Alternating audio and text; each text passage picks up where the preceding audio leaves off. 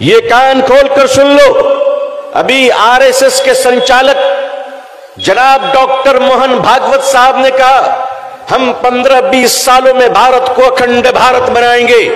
मोहन भागवत जी, आप अकेले नहीं, हम भी बनाएंगे। बोलिए पाकिस्तान को भारत में कब शामिल करना है? बोलिए बांग्लादेश, श्रीलंका, मालदीव, पहाड़ के ऊपर भूटान, ये लेफ्ट साइड में नेपाल, अफगानिस्तान को भारत में कब शामिल करना है? हम तो चाहते हैं कि लाहौर और कराची भारत का हिस्सा बन जाए ताकि कोलकाता से ऑटो लेकर रांची जा सके। कराची से परिष्कार और साफ लफ्जों में पूछना चाहता हूं, हिंदू राष्ट्र का मतलब क्या है? आपको बताना चाहिए। क्या हिंदू राष्ट्र वही है जो धर्म संसद में खड़ा होकर गेरुआ वस्त्र पहनकर आतंकवाद कहता है कि 15 से 20 लाख मुसलमानों को मार दो? क्या हिंदू राष्ट्र वही है कि लखनऊ का एक योगाधारी बाबा कहता है मुसलमानों के घरों में उनकी औरतों की इज्जत लूट दो? मैं उत्तर प्रदेश के सरकार का शुक्रिया अदा करता हूं कि योगी सरकार ने उस पाखंडी को गिरफ्तार किया। आपने बहुत अच्छा काम किया है, बहुत अच्छा काम किया है। लेकिन अगर आप राम राज बनाना चाहते हैं तो 15-20 साल क्यों? आइए हमारे साथ हाथ मिलाइए, 15-20 घंटे में भारत को राम राज बना देंगे।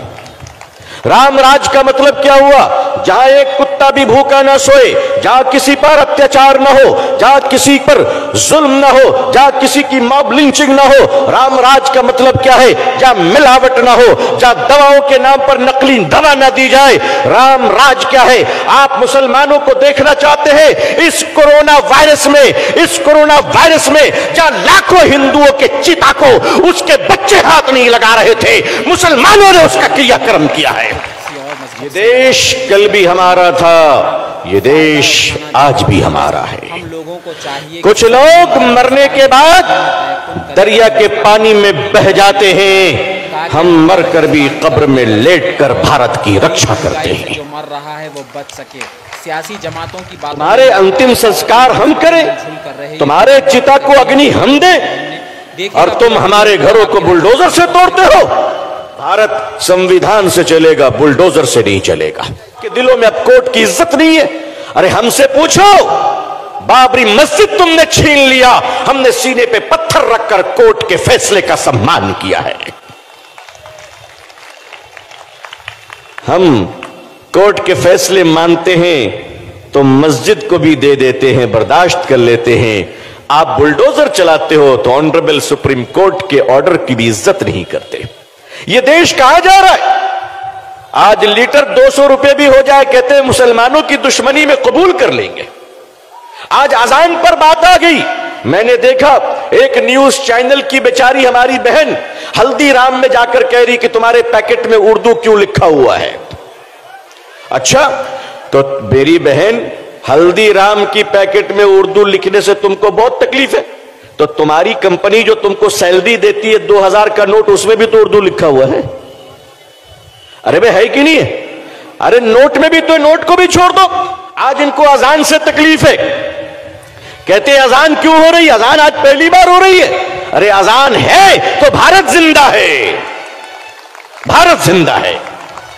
और अजान से तकलीफ है तो आज भारत के कई करोड़ हमारे हिंदू भाई अरब के देश में रहते हैं, सुबह से शाम तक अजान सुनते हैं, उनको कोई तकलीफ नहीं होती है। वो अजान सुनते कि नहीं सुनते? वो अजान सुनते, मगर रियाल मिले तो अजान कबूल है, दिनार मिले तो अजान कबूल है, दिरहम मिले तो अजान कबूल है। भारत आते ही पता नहीं कान में अजान से तकलीफ क्यों होने लगती है। भाई, हम तो कहते हैं कि अजान देने से शैतान भागता है ना? हम अजान देंगे जिसको भागना है बाबू। आपका हिंदू राष्ट्र बाबा साहब अंबेडकर के संविधान को नहीं मानता, अगर आपका हिंदू राष्ट्र भारत के वंचित बहुजन समाज, दलित समाज को अगर स्वीकार नहीं करता है, उन्हें सम्मान नहीं देता है, तो भारत का मुसलमान भी ऐसे हिंदू राष्ट्र को स्वीकार नहीं करता है।